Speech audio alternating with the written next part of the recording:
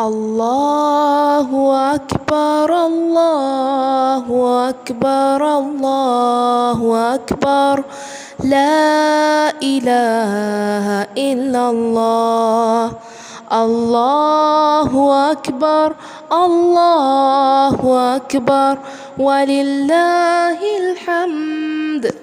السلام علیکم ورحمۃ اللہ وبرکاتہ۔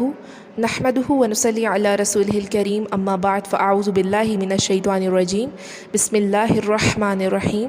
رب اشرح لی صدری ویسر لی امری واحلل عقدۃ من لسانی یفقہوا قولی رب زدنی علما۔ گزشتہ لیکچر میں ہم نے ذوالحجہ کے حوالے سے بات کی اور یوم العرفہ کے بارے میں ڈسکس کیا۔ آج انشاءاللہ ہم ذوالحجہ کے مہینے میں کرنے کے کام کے حوالے سے بات کریں گے کہ وہ کون کون سے کام ہیں جنہیں ہمیں کرنا چاہیے اور کن کاموں سے ہمیں بچنا چاہیے۔ تو سب سے پہلا کام ہے پلاننگ اور اخلاص نیت، یعنی جب بھی ہم کسی کام کا ارادہ کرتے ہیں تو اس میں ہمیں اپنی نیت کو خالص کرنا ہے اور پھر اس کے بعد اس کام کی منصوبہ بندی یعنی پلاننگ کرنی ہے۔ اور پلاننگ کیوں کریں؟ تاکہ اس کام کے انجام تک ہم بآسانی پہنچ سکیں۔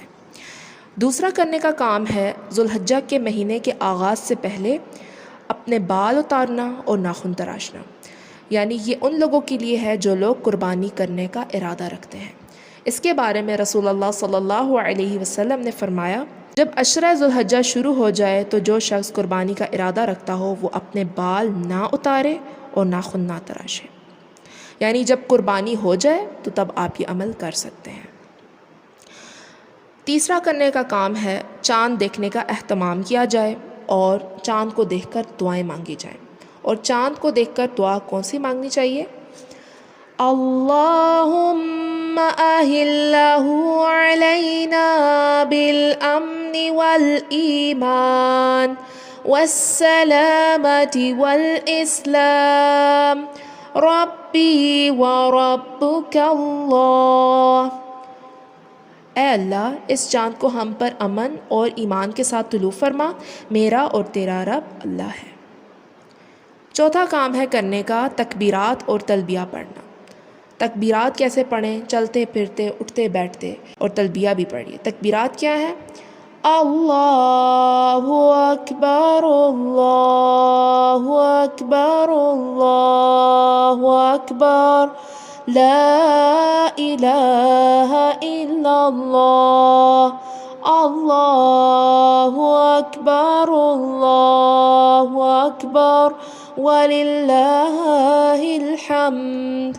اور تلبیہ لبیک اللہم لبیک لبیک لا شریک لک لبیک ان الحمد والنعمت لک والملک لا شریک لک۔ پانچواں کرنے کا کام کثرت سے ذکر الہی کیجیے، یعنی تسبیحات میں کثرت کیجیے، الحمدللہ، سبحان اللہ، لا الہ الا اللہ، اور بھی جو تسبیحات ہیں ان کو پڑھیے۔ اپنی زبان کو اللہ کے ذکر سے تر کیجیے، کیونکہ اللہ تعالیٰ کے ذکر سے ہی دلوں کو سکون ملتا ہے۔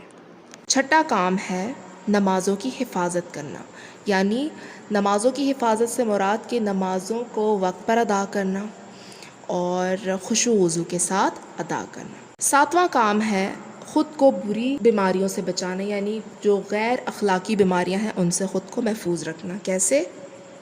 یعنی ہم جب اپنی زبان کی حفاظت کریں گے تو ہم غیر اخلاقی بیماریوں سے بآسانی بچ جائیں گے، اور غیر اخلاقی بیماریوں میں ہمارے پاس آ جاتا ہے غیبت، چغلی، جھوٹ، ریاکاری، یہ ساری چیزیں غیر اخلاقی بیماریوں میں شامل ہیں۔ تو اللہ تعالی ہم سب کو ان بیماریوں سے محفوظ رکھے، آمین۔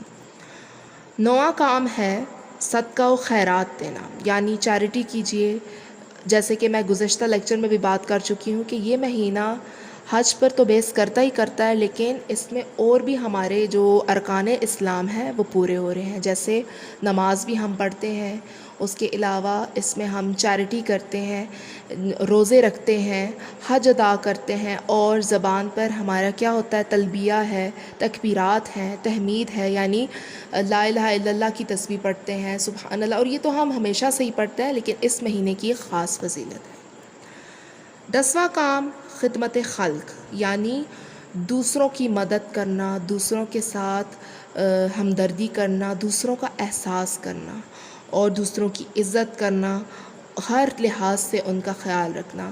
خیال رکھنے سے مراد یہ کہ آپ کوئی اگر آپ کے گھر کے آس پاس بیمار ہے، کوئی پڑوسی بیمار ہے، آپ اس کی عیادت کے لیے چلے جائیے، یا پھر آپ اور بھی لوگ ہیں ان کا آپ خیال رکھیے۔ سب سے بیسک جو چیز ہے وہ یہ ہے کہ حقوق العباد کا خیال رکھنا، حقوق پورے کرنا۔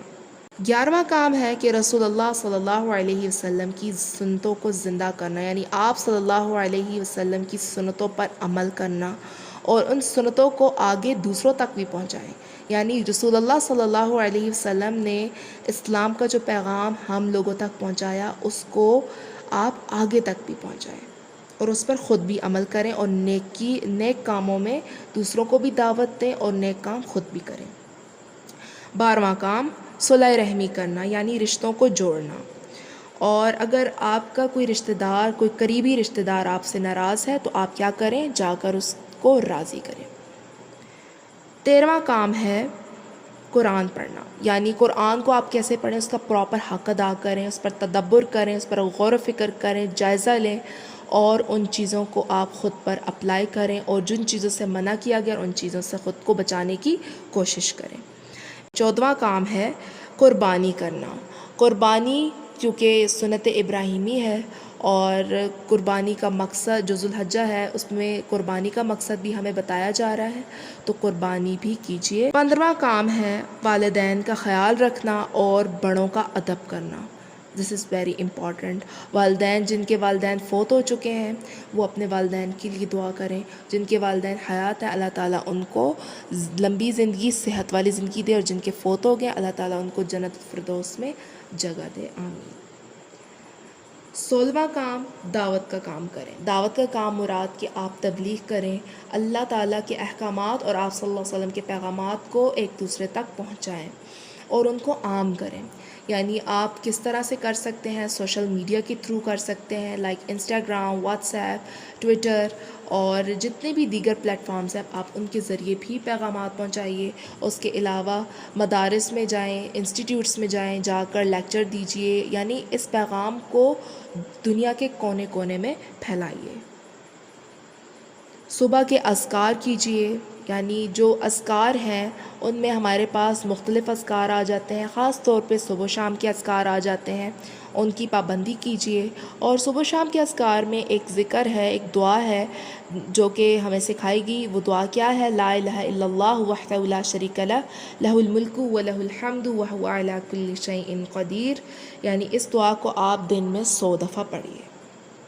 نفلی نمازوں کا اہتمام کیجیے، جیسے صلاۃ الضحیٰ، چاشت کے نوافل، تہجد کے نوافل، تحیۃ الوضو، تحیۃ المسجد، ان نوافل کا اہتمام کیجیے اور کثرت سے اپنے رب کے حضور پیش ہو کر دعا مانگیے، کیونکہ اللہ تعالیٰ دعاؤں کو قبول فرمانے والا ہے، بے شک۔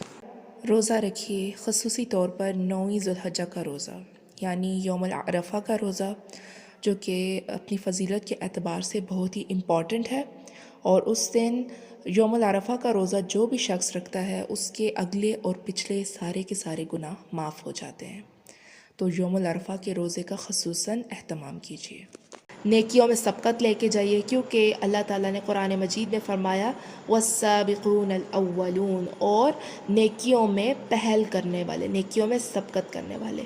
تو جو نیکیوں میں سبقت کرنے والے ہوں گے وہ کس کے قریب ہوں گے؟ اللہ سبحانہ وتعالیٰ کے قریب ہوں گے۔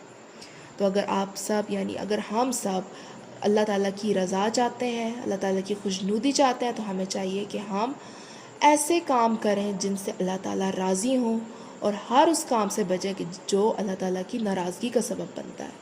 تو اللہ تعالیٰ ہم سب کو عمل کی توفیق دے، اس مہینے کو خوبصورت گزارنے کی توفیق دے، اور ان 10 دنوں کو بہترین طریقے سے گزارنے کی توفیق دے، آمین ثم آمین برحمتک یا ارحم الراحمین۔ وما علینا الا البلاغ المبین۔ سبحانک اللہم وبحمدک، اشہد ان لا الہ الا انت، استغفرک واتوب الیک۔ آمین ثم آمین برحمتک یا ارحم الراحمین۔ السلام علیکم ورحمۃ اللہ وبرکاتہ۔